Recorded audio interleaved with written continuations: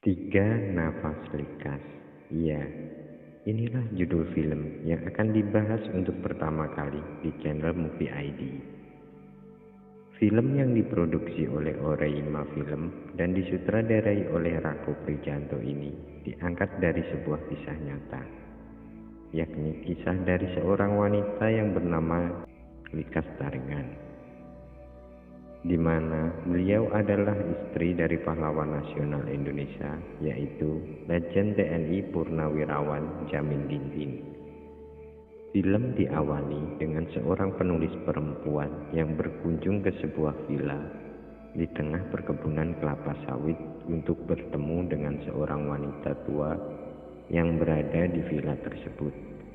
Ya, wanita tersebut adalah Nyonya Likas Taringan di usia senjanya. Penulis tersebut datang menemui Nyonya Likas untuk membahas buku yang sedang ditulisnya, di mana buku tersebut berisikan tentang kisah hidup Nyonya Likas. Cerita diawali saat Likas masih di usia anak-anak, di mana dia sedang bermain kelereng dengan teman-temannya. Dalam permainan itu terjadi sebuah konflik, di mana salah satu temannya yang bernama Naga tidak terima karena dikalahkan oleh Likas dalam permainan tersebut. Naga pun mengolok-olok Likas dengan menyebut-nyebut nama bapaknya. Likas pun tak terima, dan dia mencari informasi tentang nama dari bapak Naga. Saat dia menanyakan siapa nama dari bapaknya Naga, dia malah dimarahi oleh bapaknya. Dan Likas ditakut-takuti akan tumbuh jagung di hidungnya jika menyebut-nyebut nama orang tua. Lalu, setelah itu kakaknya pun ikut menggoda Likas dengan berkata, "Likas, sudahlah, jangan bertanya-tanya lagi. Aku tak mau nanti liburan berikutnya pulang ke rumah sudah mendapati adikku ini tumbuh jagung di hidungnya." Keesokan harinya, saat bapak Likas pulang dari kebun, dia menjumpai lahan jagung milik bapak Naga sudah hancur dan bapak Naga yang sedang marah-marah. Bapak Likas pun langsung bertanya kepada Likas, apakah Likas yang melakukan hal itu?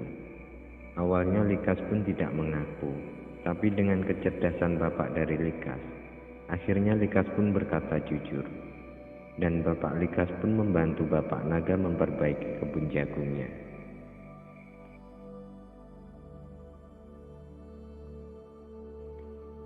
Scene berlanjut ke sebuah sekolah, di mana Likas dapat mengerjakan tugas dari gurunya dengan cepat. Dan dia pun disuruh gurunya untuk mengambil minuman.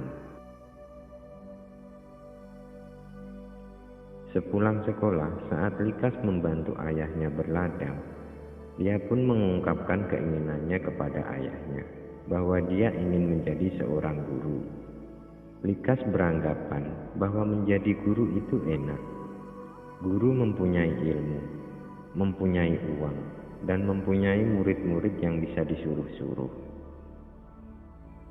Percakapan tersebut ternyata didengarkan oleh ibunya, namun ibunya hanya mendiamkannya. Meskipun dapat dilihat bahwa ibunya merasa keberatan jika Likas menjadi guru. Karena untuk bersekolah guru, Likas harus jauh dari ibunya. Scene berlanjut pada tahun 1937, Desa Sibolangit di rumah Likas. Saat Likas sedang memasak, tiba-tiba ibunya marah kepada Likas. Ternyata pemicunya adalah ayah Likas diam-diam menemani Likas untuk ujian sekolah guru di Medan. Ibu Likas pun mengungkapkan ia tak mau Likas pergi. Dia sudah jauh dengan kakak Likas. Kalau Likas juga pergi, nanti ia takut anak-anaknya yang lain juga pergi semua. Ia takut anak-anaknya meninggalkannya. Di saat bersamaan, kakak dari Likas pulang. Saat Likas dan kakaknya berbicara empat mata, kakak dari Likas pun menyemangati Likas untuk melanjutkan cita-citanya. Kakaknya berkata, jika ia tak mau melanjutkan cita-citanya, apa dia mau berakhir seperti ibu-ibu yang ada di sekitar rumahnya, hanya berladang, mengasuh anak, memberi makan ternak, mengurus suami, dan memasak. Setelah drama haru berlangsung di rumah Likas, akhirnya tibalah hari keberangkatan Likas bersekolah ke Padang Panjang. Ibunya yang tak kuat melepas kepergian Likas, memutuskan untuk tidak melihat Likas berangkat, dengan menghilang dari rumah saat Likas pergi.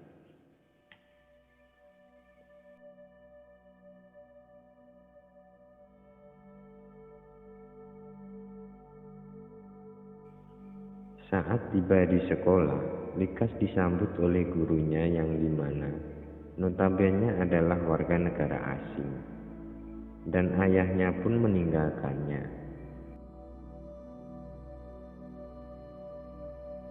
Beberapa hari berselang, Likas pun pulang ke kampung. Saat bersama ibunya di rumah, di situ tergambar jelas ibunya tetap tak mampu jauh dengan Likas. Bahkan saat masa liburannya habis, ibunya belum bisa ikhlas melepas Likas.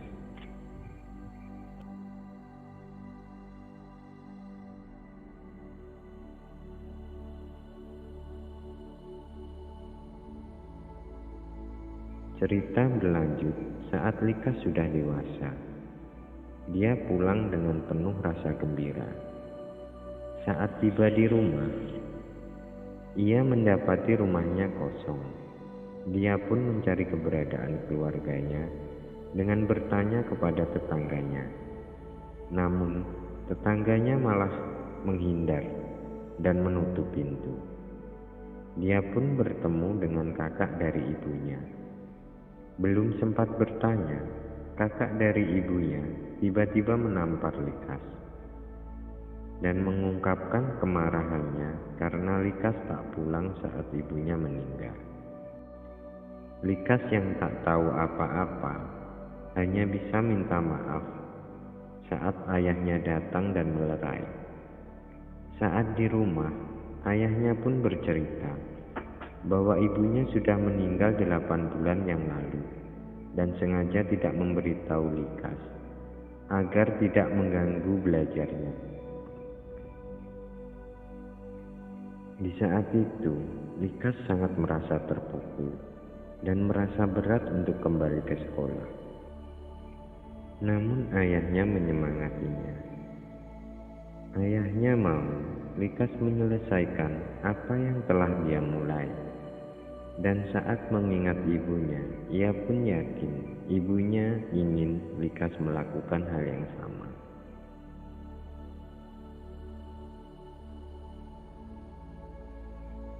Cerita berlanjut di Pangkalan Berandan tahun 1941 dan Likas sudah menjadi seorang guru.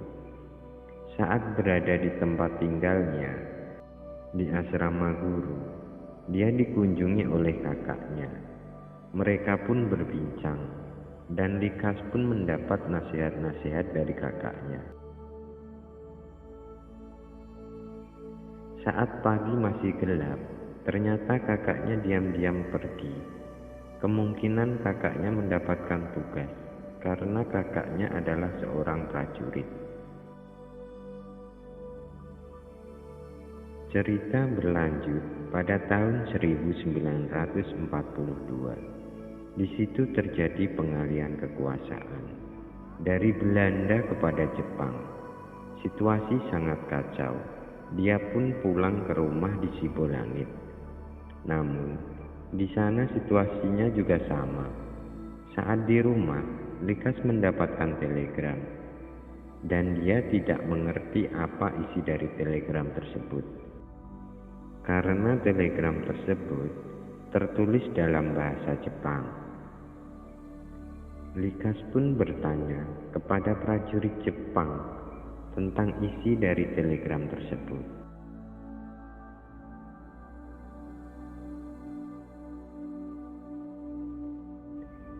Prajurit tersebut berkata bahwa Tuan Yuri sudah meninggal, di mana Yuri adalah nama dari kakak Likas.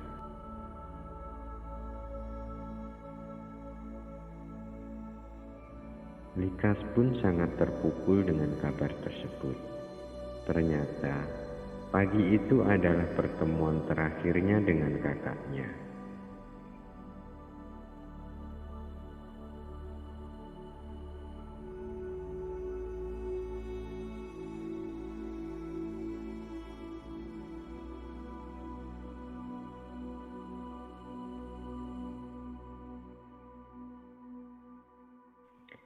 Cerita berlanjut tahun 1943 di Medan. Saat di pertemuan muda-mudi Karo, di situ Likas diberi kesempatan untuk berbicara. Dan Likas pun menyuarakan tentang perempuan Karo yang tertindas. Dengan isi pidato Likas yang seperti itu, suasana forum pun menjadi ricuh. Dan sebelum Likas menyelesaikan pidatonya, ia diminta meninggalkan forum. Saat keluar dari ruangan, di situ untuk pertama kalinya, Likas bertemu dengan Jamin Ginting. Jamin Ginting saat itu ada juga di dalam forum.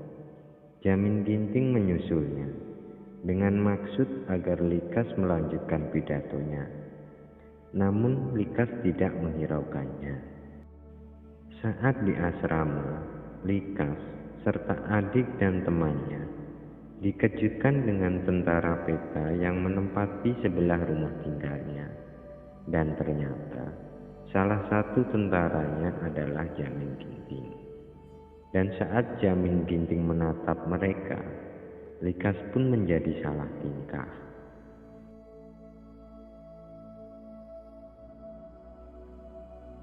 Malam harinya, para tentara tersebut berkunjung ke kediaman Likas. Dan di situ mereka bercanda tawa. Namun, Likas tidak nyaman dan meninggalkan mereka dengan alasan memeriksa tugas-tugas dari muridnya.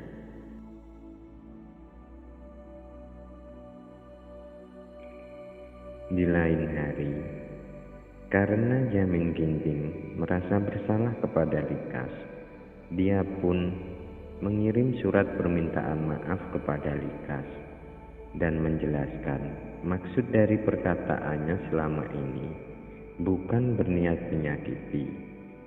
Di situ Jamin Ginting juga mengungkapkan bahwa dia ingin berbicara empat mata dengan Likas, dengan tujuan untuk mengenal Likas lebih dekat. Namun Likas terus-menerus menghindar, dan akhirnya Jamin Ginting menyatakan perasaannya kepada Likas melalui secarik surat. Berkali-kali surat dari Jamin Ginting tak pernah dibalas oleh Likas. Namun akhirnya setelah dinasihati oleh sahabatnya, yaitu Uni Mayar, Likas akhirnya membalas surat dari Jamin Ginting. Namun karena di Medan terjadi serangan dari sekutu, akhirnya Likas berpisah dengan sahabatnya itu. Pada tahun 1944, Likas dipindah tugaskan ke Kabanjahe.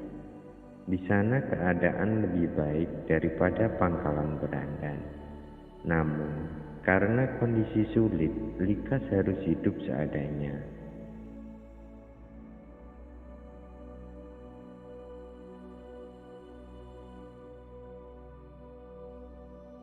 Di tengah kondisinya yang memprihatinkan, di sana Likas menghubungi Jamin Ginting. Dan Jamin Ginting pun mampu membuat Likas tersenyum. Kemudian pada tahun 1945, Jamin Ginting bersama keluarganya datang ke Sibolangit untuk melamar Likas. Namun ayahnya tidak setuju. Tetapi Likas mendapatkan pembelaan dari ibu tirinya beserta adik-adiknya. Dan di situ akhirnya ayahnya pun menyetujuinya. Namun beliau meminta mas kawin yang tinggi. Namun karena Jamin Ginting menyanggupinya, akhirnya mereka pun menikah. Namun belum melaksanakan acara pesta pernikahan.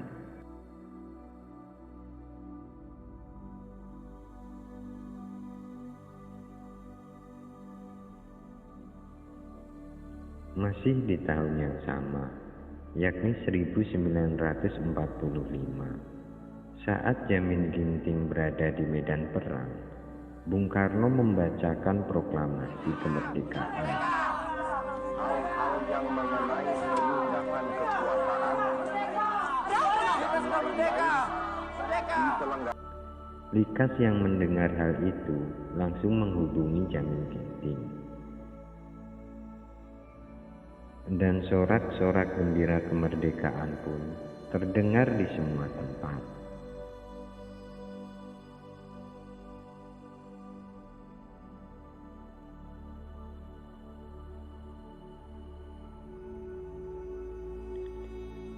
Cerita berlanjut dan dibumbui sedikit komedi. Setelah perang usai, Jamin Ginting mengeluh kepada istrinya. Karena kerjanya hanya makan, tidur, makan, tidur, makan, tidur. Dia pun bilang, bisa-bisa mati bosan aku lama-lama, katanya. Lalu disaut oleh Likas, sudah tidak ada musuh, Bang. Negara sudah merdeka, abang malah jadi pengangguran. Di saat bersamaan, datanglah rekan-rekan dari Jamin Ginting.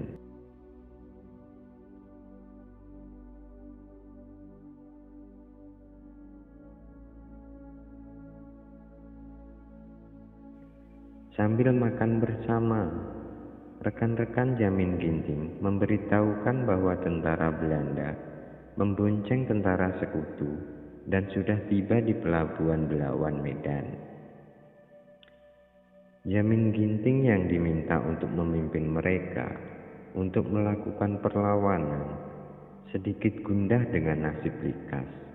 Namun dengan sedikit senyuman, Likas pun mengizinkan.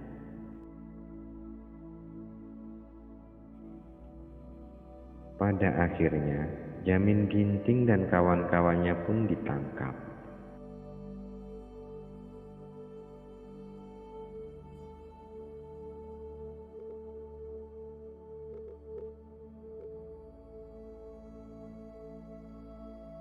Pada tahun 1946,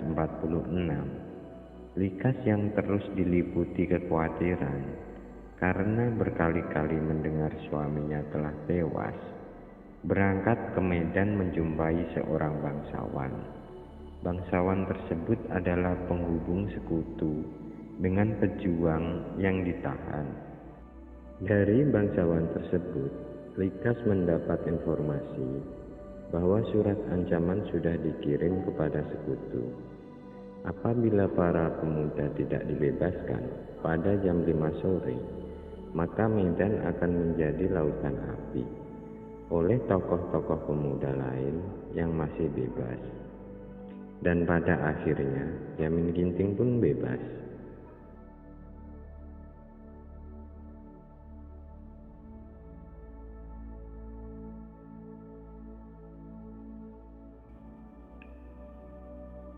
Namun perang belum berakhir. Hanya sebentar saja Likas mendampingi suaminya. Setelah itu, saat terjadi perang, Jamin Ginting sebagai pemimpin mengeluarkan perintah agar istri dan anak-anak tentara diungsikan ke kampung halaman masing-masing, dan Likas dipulangkan ke Suka, ke rumah mertuanya. Drama haru sangat terasa saat Likas memimpin para pengungsi.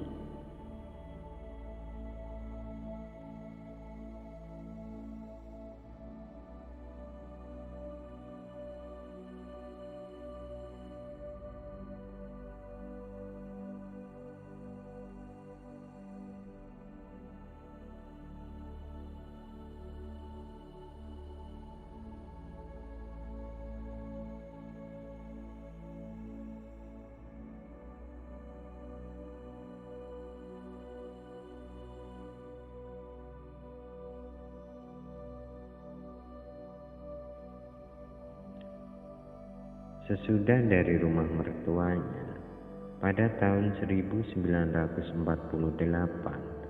Likas kembali menyusul suaminya yang sedang berada di Aceh Tengah, tepatnya di Lembah Alas. Di sana, dia mengajar sekolah anak-anak dengan sarana seadanya. Di sana dia melahirkan seorang putri.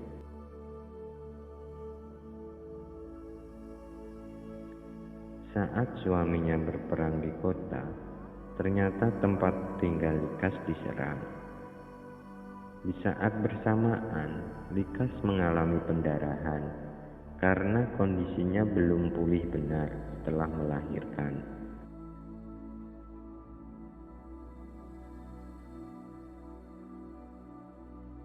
Seusai penyerangan, Likas pun ditemukan pingsan di sungai oleh para warga. Saat sadar, Likas didatangi ajudan dari Jamin Ginting. Ajudan tersebut diutus untuk melihat kondisi Likas. Namun Likas kecewa, dan ajudan tersebut berharap Likas mau mengerti kondisi Jamin Ginting, karena suaminya sedang bertanggung jawab terhadap banyak nyawa. Namun dengan nada yang menyakitkan. Setelah Jamin Ginting selesai dengan urusannya, dia pun meminta maaf dan menyesal karena tidak bisa di samping Likas di saat terjadi serangan.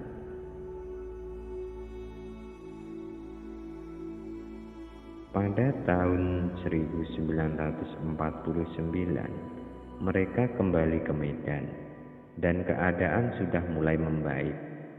Di sana mereka sering diundang di jamuan-jamuan makan bersama para pejabat-pejabat dan pejuang-pejuang yang lain.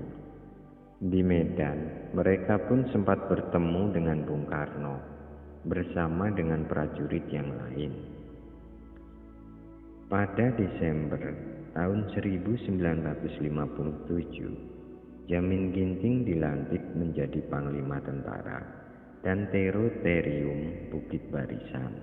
Karena Likas tak terbiasa berkumpul dengan para pejabat penting, dia dikenalkan dengan Nyonya Oi, dan Likas diajari cara berjalan, berpakaian, makan, seperti layaknya bangsawan, agar Likas percaya diri. Pada tahun 1962, Likas beserta keluarganya pindah ke Jakarta. Saat itu, mereka mempunyai 5 orang putri.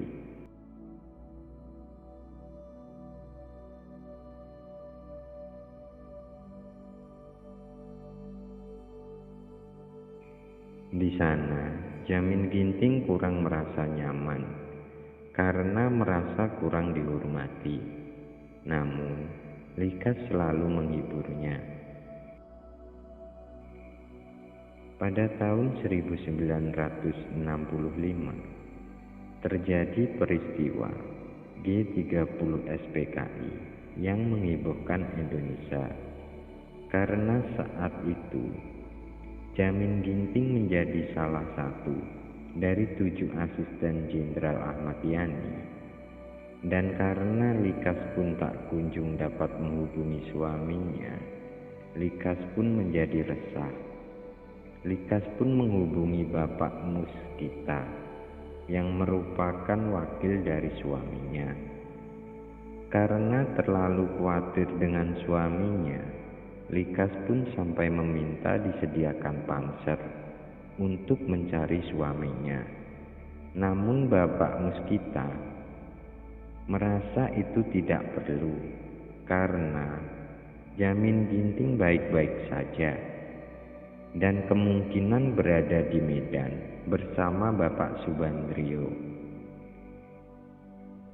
Mendengar hal tersebut, Likas pun nekat menghentikan pesawat militer yang akan lepas landas hanya untuk menitipkan surat yang ditujukan kepada suaminya di Medan.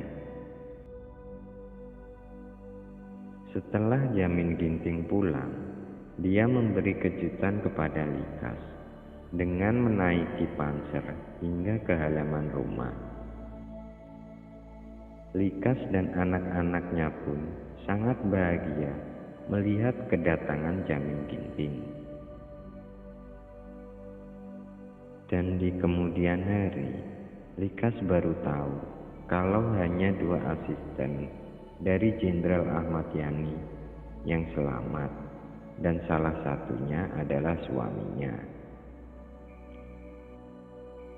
Pada tahun 1971, Jamin Ginting naik pangkat menjadi Letnan Jenderal, lalu dipilih menjadi anggota DPR Komisi 2, merangkap sebagai Ketua Diskusi Luar Negeri. Kemudian pada tanggal 22 Maret 1972, Presiden Soeharto melantik Jamin Ginting menjadi Duta Besar Indonesia untuk Kanada, yaitu sebuah jabatan non-militer yang membuat Jamin Ginting merasa tidak nyaman. Namun, sebagai abdi negara, dia pun harus ikhlas.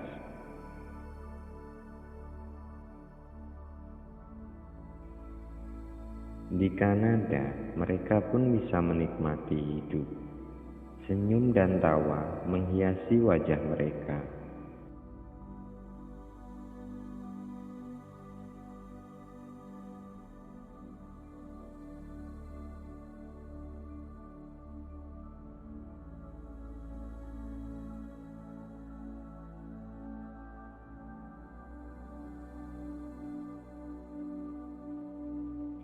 Pada tahun 1974, Jamin Ginting menulis surat untuk Presiden dan menyuruh Likas pulang ke Indonesia untuk mengantarkannya.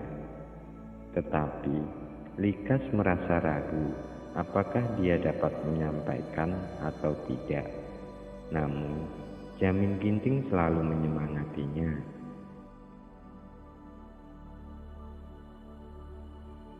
Saat hari tiba, Jamin Ginting mengantar Likas ke bandara. Di situ, Likas merasa aneh saat suaminya memeluknya. Dan setelah itu, mereka pun saling memandang untuk melepas perpisahan. Saat di Indonesia, Likas menyampaikan kalau Pak Harto akan ke Kanada pada bulan Juli. Jadi, Jamin Ginting harus menunggu.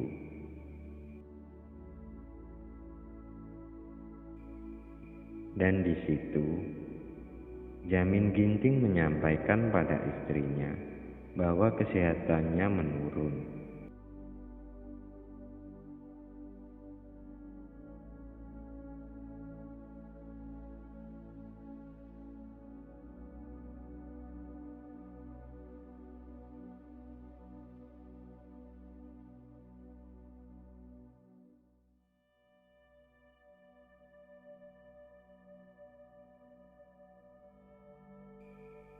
Saat Likas melihat kondisi rumahnya yang sedang direnovasi, dia mendapat telepon dari Kanada. Namun, sayangnya terputus. Dan telepon berdering lagi. Setelah diangkat, ternyata itu adalah kabar bahwa suaminya meninggal. Likas pun jatuh pingsan.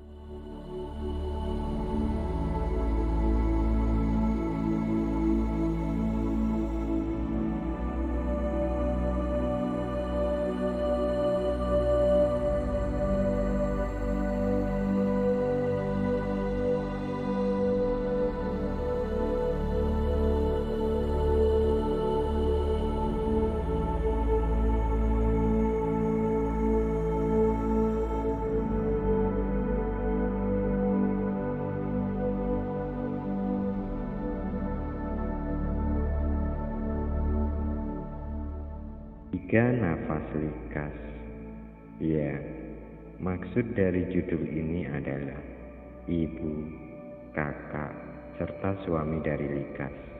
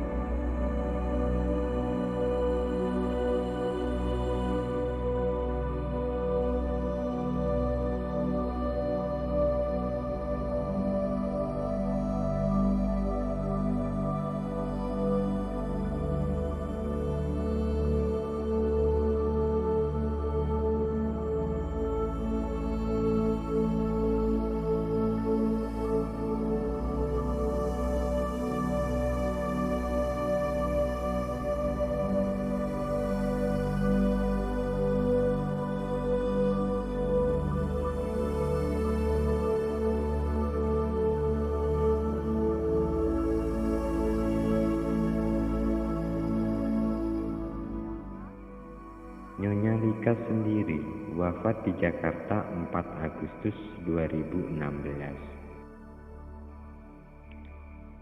Karena ini merupakan kisah nyata dan bagian dari sejarah Indonesia, kami minta maaf yang sebesar-besarnya apabila ada kesalahan dalam penyampaian. Terima kasih sudah menonton. Apabila kalian menyukai film-film kisah nyata, silahkan like dan subscribe agar tidak ketinggalan dengan kisah-kisah yang akan kami bagikan. Terima kasih.